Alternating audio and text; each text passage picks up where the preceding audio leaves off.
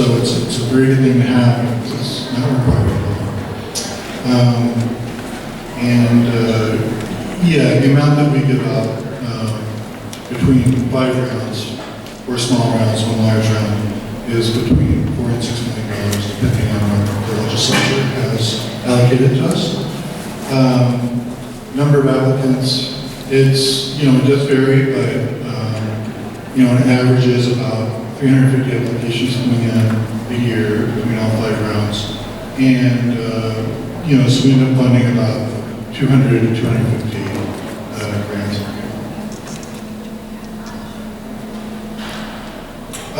So here are the deadlines that are coming up for legacy grants.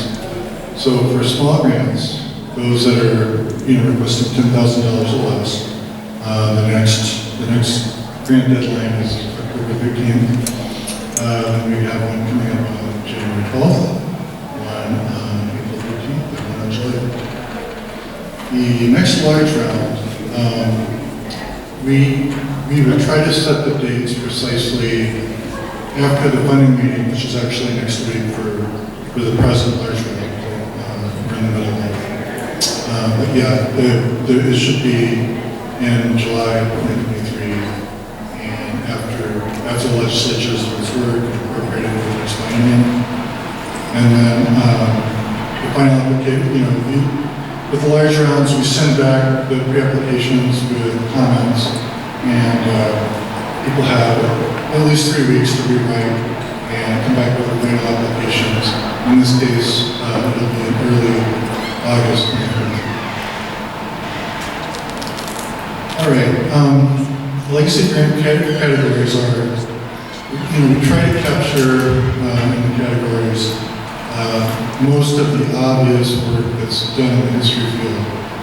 There's exceptions to that, but for the history-oriented projects, oral history is quite popular, research and writing, which often prepares projects that are going to be exhibits, publications, documentaries. These are things that might start with a research and writing grant or two. Interpretive programs and public education, that's going to be your exhibits and films, and learning curriculum. Publications, we do fund book projects and other types of written projects. For exhibits, publications, films, the research and like for a publication, manuscript has to be done before one can try to publish it, or for an exhibit, all that work has to be done before we'll fund the creation of the actual physical exhibit. Collections and management covers a wide range of things, inventory, and the conservation is something that happens in museum environments and conservation. Change the titles, it's a little clearer now. But even though conservation work in museum environments are usually affecting collections, they're in some category. And then digital conversion and reproduction, which covers a wide range of things. All right, so the other sort of half of what comes to us from us are historic preservation projects, and a very important part of that is getting evaluations of properties, getting them ready to see if they are eligible to be on the National Register, and then actually helping with filling out the application to be on the National Register. That can be a long process, those two parts of it, and but a lot of good properties have come through the program and gotten on the register using those funds. Historic preservation planning is also something we found. It's something that often is reviewed by people, actually at SHPO, which is in the let the state know. And so if you have questions about preservation planning, I would try to buttonhole somebody like Mike Cooper this time. If that kind of work is something you need to apply for. Preservation survey, identification, evaluation. This covers a range of things. At the present time, a lot of the archaeology projects are coming through as survey projects. And then as park properties, that's when you've got a building that is on the National Register, and you need to do some sort of research or planning on it, and then, that's the category that we pay for doing your drawings, what you need if you're going to try to do any sort of, restoration or construction on a historic building. All right. So completion dates, it's a good thing to know for clients, just like, so for every fiscal year, the money is going to have to be spent by a certain time. And so the column that's saying when it needs to be spent by is for the history-oriented projects or research or planning type projects. For the projects that actually involve construction, that would be in the historic preservation column, and people get a bit more time to do those projects just because it's in Minnesota. It's hard to get construction done predictably in just 1 year. So, all right. Eligibility is a big thing that we're concerned with when people are first trying to get into trying to apply. And so unfortunately we don't fund individuals, even individuals, history researchers, but everybody should talk to us. We always like to hear what's on their mind and see if there's something that could be done. But individuals can apply, for-profit corporations and businesses can apply. Actually, eligible applicants who have gotten a grant but have not finished it and sent in their final report and closed their grant, they are not eligible to apply for further funds until that's cleared up. And there are other categories that don't fall under eligibility, but it's not that common to worry about. But anyway, eligible applicants are 501c3 nonprofits, local units of government, so not federal, but state, city, county, and so forth. The federally recognized tribes are eligible to apply. Educational organizations they're eligible to apply, and it's usually not too hard for them to, if they're accredited, they're going to be eligible. Sponsorships is,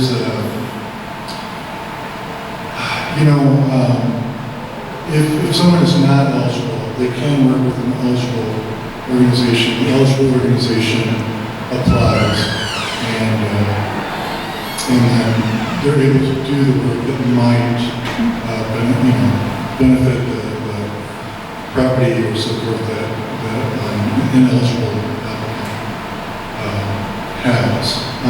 Again, not too many of those come through, but it is a possibility. All right, and so the Heritage Partnership Program is one that it has, significantly less money, but there's still close to $400,000 a year that come through this program. It only has one deadline a year, and the one coming up is on January 20th. And it has different categories than the legacy grants. And the two main things that it's trying to do is, is help eligible organizations that have something in common, something of interest that they will share, that they would like to work on. And they can get funds to form that partnership, to further develop that partnership. Just a little bit more on this on the next slide. But sometimes what the final product is going to be, it needs to be spelled out in the application, but it might be something that the field, doesn't often do just this way. And so it ends up being a little bit different kind of application where people really do have to spell out, exactly what it is they're trying to do and what they're trying to do to, fix a problem or, prepare themselves for something.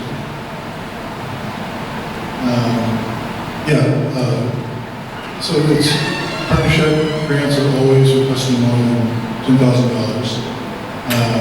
There needs to be at least 2 eligible applicants, and at this time, there can be sponsorships under the partnership program, but people who aren't eligible but have an interest in working on the project can possibly be hired by the applicants who get the grant. Again, 4 categories, which I'll talk about in just a second. And at this time, the partnerships only get 1 year to do the work, which can be challenging, but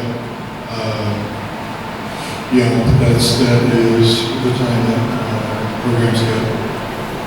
And then when the application is coming in, all the partners need to be named, and it needs to be clear how everybody is benefiting from or contributing to the partnership project. And again, final products are defined by the partners in the application. And so like developing a partnership is something that happens a lot, and that might involve meetings and hiring a consultant to help figure out how it's coming together and if there's any documents that need to be generated.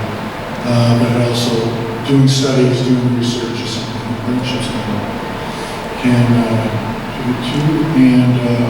And so since the categories are different, partnerships don't normally do the work that one would get legacy grants to do. But you can do pilot projects. So if you've got an idea, you can do a pilot to see if the idea is something that's good. So just trying to coordinate work in Minnesota history. That's good. Here are the 4 categories for partnerships. So the partnership development and planning, which is usually about forming or developing the partnership. And then shared workforce, shared resources, and shared services. They're similar in that in every case that there's something that partners are trying to take on and improve or change or find a solution to. And the emphasis is just different. Whether you are doing something that involves bringing in extra workforce for a year, if you need resources to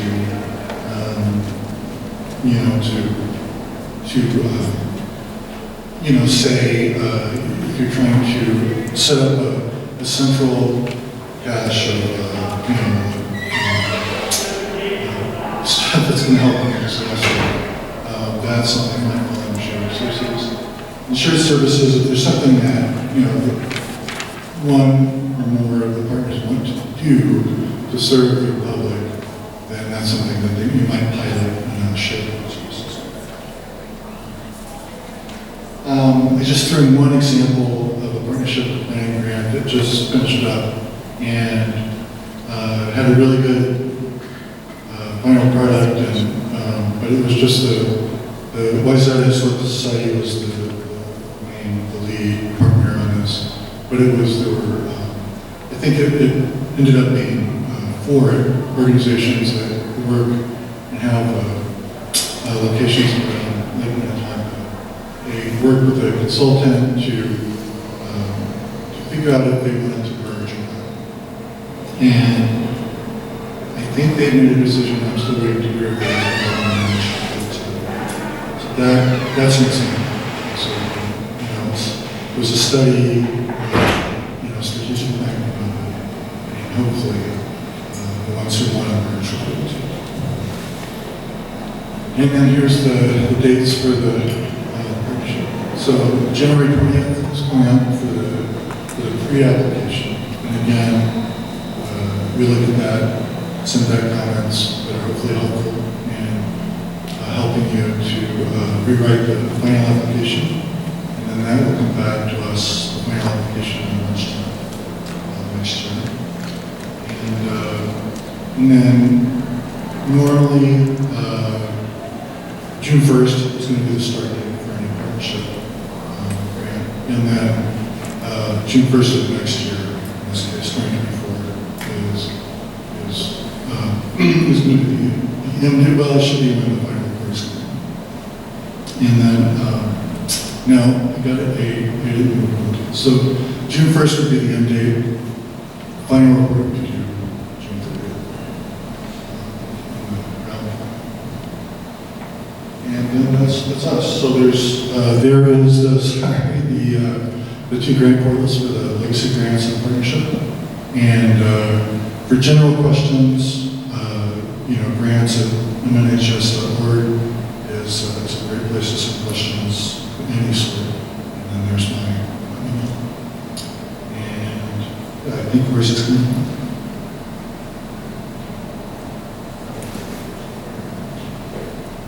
Yeah, we're going to take questions later.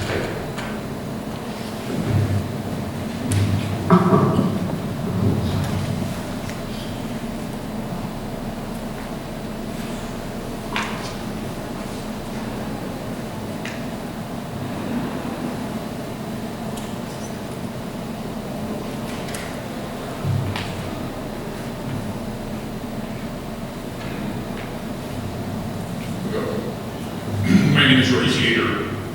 I'm a representative of the Jeffris Family Foundation based in Janesville, Wisconsin, and serving 8 Midwestern states, which you see illustrated here, with the sole purpose of providing capital funding to significant historic sites in the Midwest. We are the only foundation in the Midwest that does this.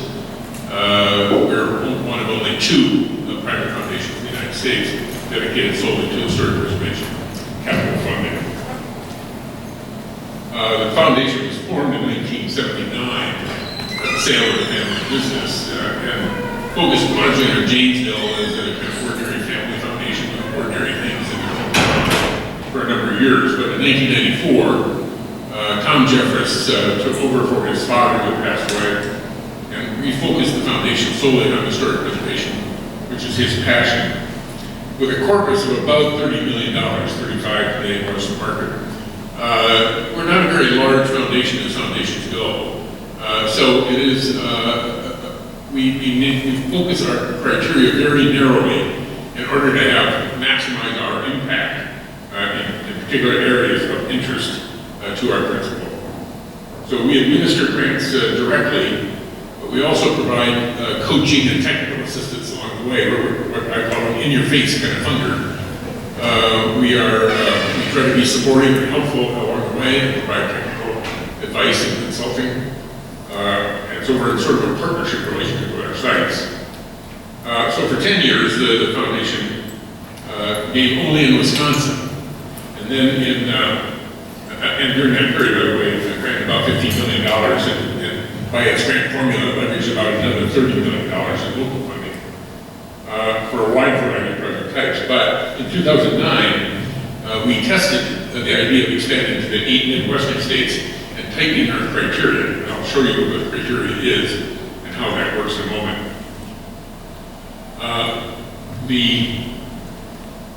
I should tell you that we are not about saving buildings, we're about developing buildings. And we focus only on the buildings, not on other kinds of soft programming. So if you're trying to save a building, I suggest you go elsewhere for grants under $10,000 for sure. I'd say use local grant sources or the National Trust for Historic Preservation.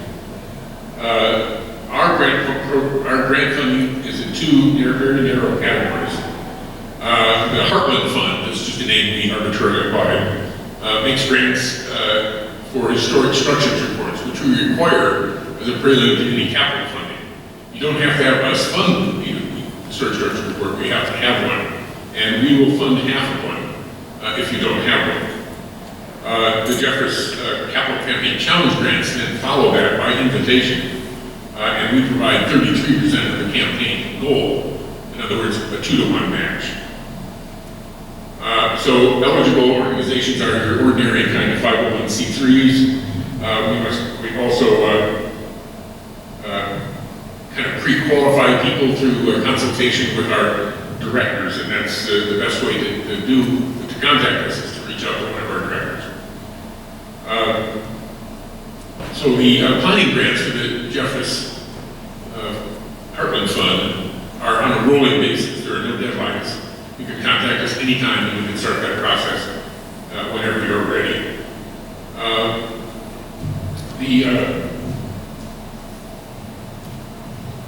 We don't have a formal application for this program, so when published on our website. So when you contact the director, we'll sort of pre-qualify you and then send you the application. And you need to be able to provide half of that funding during the course of the preparation of the historic structure report. You don't have to have it in advance. You have to have it by the time it's done. And that's typically 1 year. We require historic structure reports because they are the sort of gold standard of historic preservation planning documents. And I would refer you to the National Park Service Bulletin number 43 on the use and preparation and use of the historic structure report if you're not familiar with what an HSR is. Don't come to us with what I call an HSR light, some sort of a skinny down version secured with a small grant from Minnesota Historical Society. We've had that happen. We require a full-blown historic structure report, and the costs typically run between, depending on the property, $20,000 and $100,000. So there is, and it takes, by the way, several months to prepare. We have this as a stick. We require it for planning, but we also offer the carrot of half the funding. Eligible grantees is just for consulting services. We don't do any of these other things that are listed under ineligible. Our capital campaign challenge grants, this is the second program, then are by invitation only after the historic structure report is in place. And typically, we start with projects that we funded the historic structure report on, but we will take others who come in their own door if we have room. You have to be ready for a capital campaign within a few years. That's the critical issue here. Now, a kind of cautionary note here. Our challenge grants are all or nothing. That is, it's 2-to-1 funding. The foundation provides 33% of the campaign goal that we established together. But if you don't make that goal within a period of 3 years, you don't get our funding. Our money is put in escrow for you. So it'll be there for sure. But if you don't make it, it comes back to us. And don't think you can sweet talk Tom Jeffris out of this because it's ruthless. So we typically have a calendar that looks like this. We need to have historic structure reports done around the end of the year, by the end of the year, so that we can spend the first quarter of the next year doing the scoping discussion, so that when we meet in mid-March, we can make a determination of whether we want to invite you to submit a formal proposal for capital campaign challenge grants. So those invitations go out around May 1st, and we expect a final draft in mid-June, and we make our decision in early August. The challenge time frame is not to exceed 3 years from the date of award. but certainly moving faster is good. Match can come from any source of government or foundation grants, personal or business contributions of cash, securities convertible to cash, and signed pledge cards payable within 3 years. Match can also be in the form of donated materials, in-kind services, if you like. Tax credit and direct governmental appropriations are not eligible match. Grantees are required to sign a legally binding agreement, kind of an intimidating 7-page document. But we do not fund staff salaries or grant costs, any of the soft costs of operation. And the foundation reserves the right to approve the architects and the contractors for the project. Now, we do all these things in this way because we have 4 goals that I will cite for you here. First, we're trying to support the preservation of history and culture and a sense of place in small towns and cities in the Midwest. Secondly, we want to develop the most historic sites, most significant historic sites, with viable uses that assure their long-term preservation. We want to assure quality restoration and sustainability through good research and planning. And we want to inspire and motivate, that's the challenge, inspire and motivate community leaders and local residents to support historic preservation in their community on an ongoing basis. So we've established 4 criteria.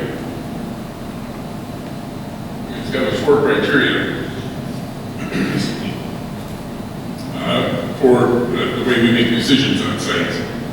First of all, is the historic significance of the site. Secondly, the viability of the proposed project and plan. Thirdly, the size of the community, we'll get to that. And fourth, organizational excellence. So let's take those one at a time. The significance of the site means that we only fund sites that have statewide or national significance documented on the National Register nomination. Now, I know a lot of people think that the National Register nomination means that you're nationally significant. That is not true. There are 3 levels of significance on every National Register nomination. A determination is made by the SHPO at the time it's executed, and that will typically be above their signature. So the first thing I typically want to see is the National Register nomination to verify that there is statewide or local significance. There are some cases where early nominations went to local designation simply because it was easier and faster, and there may be an argument to change that over time, but that's a kind of an arduous process.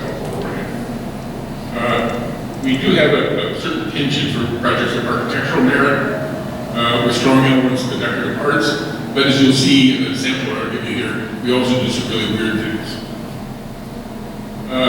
Secondly, the viability of the proposed project and plan. Essentially, we just want to know that this is a long-term preservation commitment, and we're not just throwing money at a problem for a while. So we want to see that the project will meet the highest standards of excellence, that it has a long-term viable use, and it will meet the Secretary of the Interior standards. Community size is a critical question. We do not fund sites in major metropolitan areas. We fund sites in cities under $150,000 outside of metropolitan areas, but in a sense, the smaller the better. So rural areas, small towns, and small cities with populations under 150,000 located outside the major metropolitan areas. Organizational excellence is again about the leadership of the local group and their ability to execute a capital campaign, and we make a judgment through the relationship that we establish in the process. So a kind of quick sampler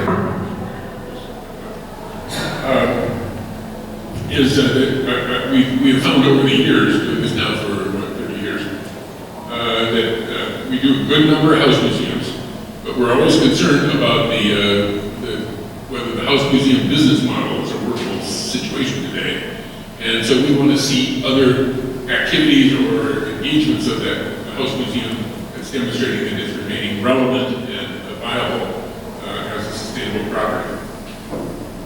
We've done a good number of public art projects. We do a ton of theaters, and we like theaters. We do some industrial landmarks or agricultural landmarks. We've done some projects that focus on community development, largely on creating restoring landmark structures as tourist attractions. And we do some things we call rare and quirky occasionally. I'll show you some samples. The Wheelhouse, our capital campaign challenge grants, is between $200,000 and $1 million. So you're talking about projects, if you apply the 33% rule, between $600,000 and $3 million. So that's sort of where we're capable of being helpful. And you'll see if we have a project that exceeds that capability, then we're capable, it's possible to come back to the foundation for a subsequent phase if you succeeded in your first one. So here's a sampler. I'm going to run through these quite quickly in the interest of time. One of the very earliest projects we did was Fairlawn Mansion just across the bay in Superior, Wisconsin, which is a full-blown Victorian house building. Another similar early project was Villa Louis in Prairie du Chien, Wisconsin, famous for its aesthetic interiors. Notice in each corner here I put the size of the grant project, the size of the grant we made. That's not the project cost. That's the grant that we made, so triple that if you like, for the project size. But you'll notice in this case, in several cases as you'll see, there are multiple phases. And so typically if you succeed in one project, you can come back to the foundation to do another.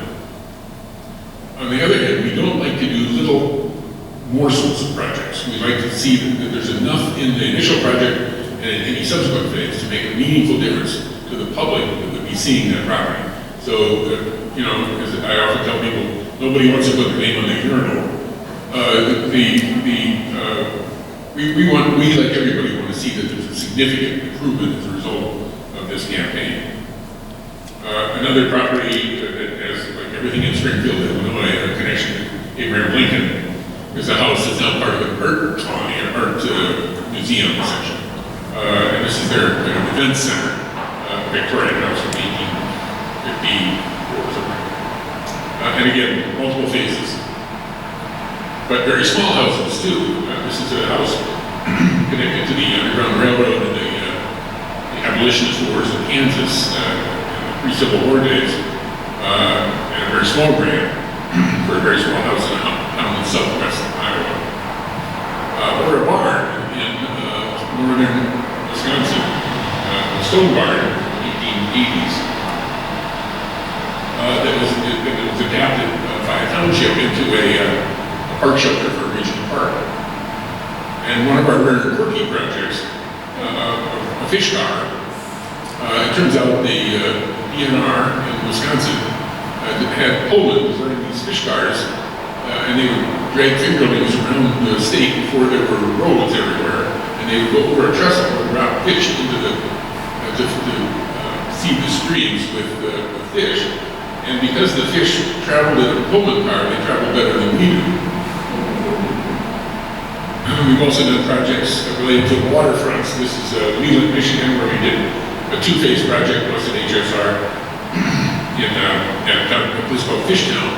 This is an historic waterfront that has been saved, and the shanties are used in the summer for essentially a tourist trap, but a very interesting and meaningful one. We've done a number of people projects. This is a community center now in Keokuk, Iowa, where we restored this glorious roof. On our first grant, we're currently involved with a second grant that is in progress to restore some interior work. A small village in central Missouri that is the 19th century, halfway between Missouri, between St. Louis and Kansas City. A little folly, if you like, for Lew Wallace, remember, the author of Ben-Hur, who was a Civil War general and built this little study for himself on his estate in Crawfordsville. Public art project, Ian L.A. Fulton, up in the Pioneers in Kalamazoo, Michigan. A presidential home in Ohio, Warren G. Harding. A lot of theaters, all kinds of theaters, grand theaters like the Baraboo, like the Al Renwick Theater in Baraboo, but also little theaters, small opera houses, atmospheric theaters from the 1920s, a great number of theaters. And a few here in Minnesota that we've completed, and public art again. This is a mural restoration project for Elbow Lake, Grant County, Minnesota, which is a relatively small grant. And then a project we just completed, or just did the fundraising for at the Andrew Peterson Farm in Waconia, and I'm going to let Wendy tell you about that. So, if you're interested in any of these kinds of projects, contact us, contact me, and send an inquiry to the website. Whether you're starting, if you already have an HSR, you can talk about the campaign challenge grants. If you don't, you can start with the HSR. This is the contact information. I don't know if the conference is going to be willing to put these presentations online. Yeah, so this will be available to you. It's also on our website at jeffrisfoundation.org. And I'll take questions later.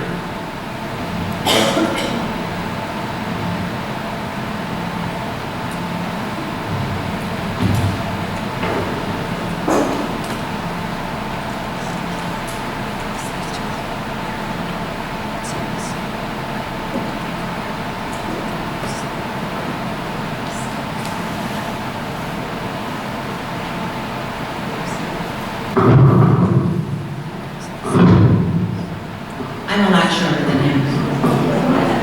Okay. Now I'm going to stand a little bit back here, and hopefully everybody can still hear me so I don't boom too loudly. First off, I do want to thank Royce and John very much. We are the recipient and a very good example for the Jeffris Foundation, and I cannot say enough for them. So before I even start, for those of you in the audience who feel a little bit overwhelmed and saying, "Oh, am I going to get this done?" and you believe in your project, I'm here to tell you, don't stop believing. It's doable. And I know at times you're going to feel a little bit overwhelmed, like I have, and sometimes you're going to feel very discouraged when you didn't get that legacy grant to match, but it is still doable. And that's the essence of my I want to talk to you a little bit about and show you what we have done. So, in order to understand a little bit about us, you have to understand that I would never forgive myself. It's like, if we're not going to make it, then we're not going to make it on the end of June 30th, 2022. We are going to make this, and we did. Because we had over 200 individual donors, anywhere from a couple of dollars to, we had a couple of people who donated over $50,000. So it's really all about it. Our significance is that we're local significance, state level, and we also have a sister historical society in Sweden, the Andrew Peterson Society in Sweden. And we relate, and just this year alone, we started an exchange program so that they sent 2 people here, and we can send a couple people there. They'll house them so we can continue our education and continue the programs. Some of the things that we have done, and would have been fun as we started taking things on, and I'll make this brief just because I can't help but share some of the excitement that we have found. It's among the diaries, if you can see it in the middle. On the left-hand side, we took off the siding in one of those enclosed porches, and underneath it was Chaska brick, which we knew was there. But the middle picture shows you the name of the person who worked on that house. It's dated 1871. In Andrew Peterson's diaries, he mentions this person 26 times, I believe, having worked on the house, so we can document all this. All of this is still there.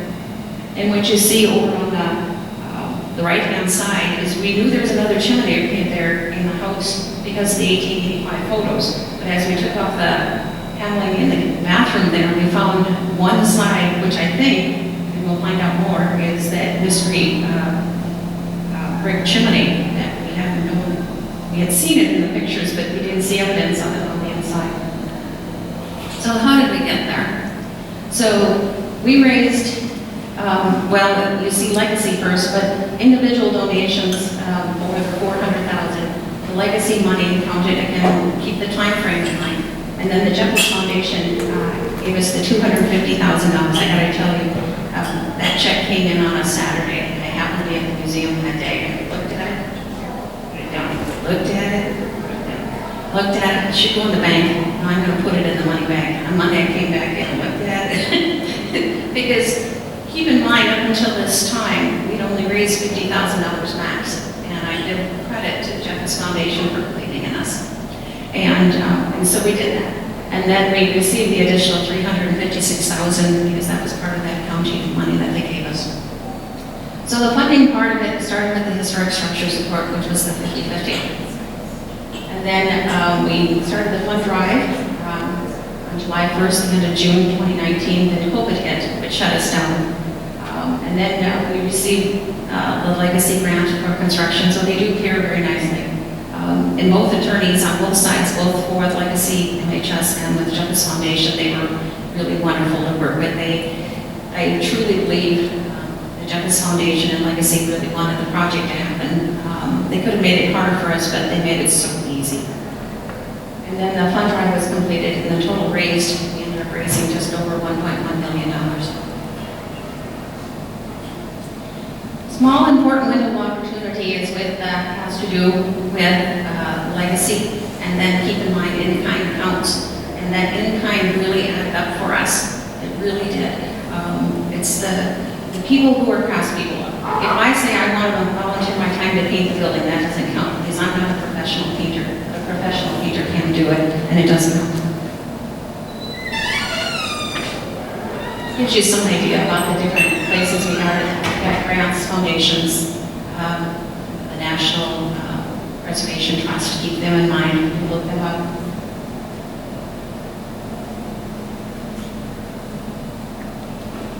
And that's really the gist of it. It's really that everybody works together to make it work. And again, Tom was just wonderful. Tom Jeffris about calling us, and on those days that we really felt like discouraged, it just happened that he would call on that day or send a text message, and he sent a lot of letters in the mail too. And keep up, you're doing a great job.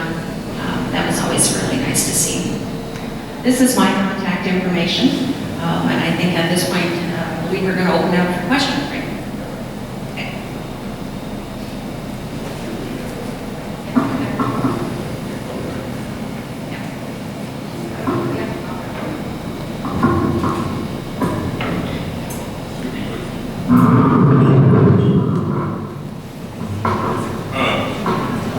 I'm envious that Wendy has flowers growing in her gardens. Questions on any of the three presentations? Any questions on how these programs can work together? Any questions about Jeffris? Any questions about Andrew Peterson at all? Sure. What was Andrew Peterson's? Wendy, you got the apple question. What was the variety of apple that you developed? Is it still available commercially today, or is it branched off since? I don't think there was one variety that he so-called developed. The books are also known mostly for the Astrakhan, which is a Russian variety, but I don't know that he developed one particular variety. The University of Minnesota awarded him a Lifetime Achievement Award with his apples, and then a lot of the stuff is all still available to research and look up that way, but I don't remember reading one particular variety. Gideon was also in the county close to him, so that was also first aid. Right there.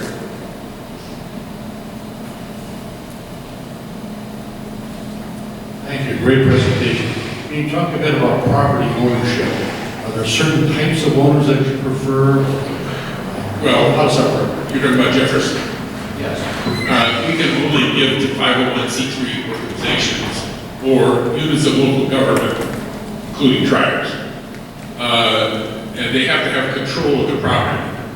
If they don't own the property, they should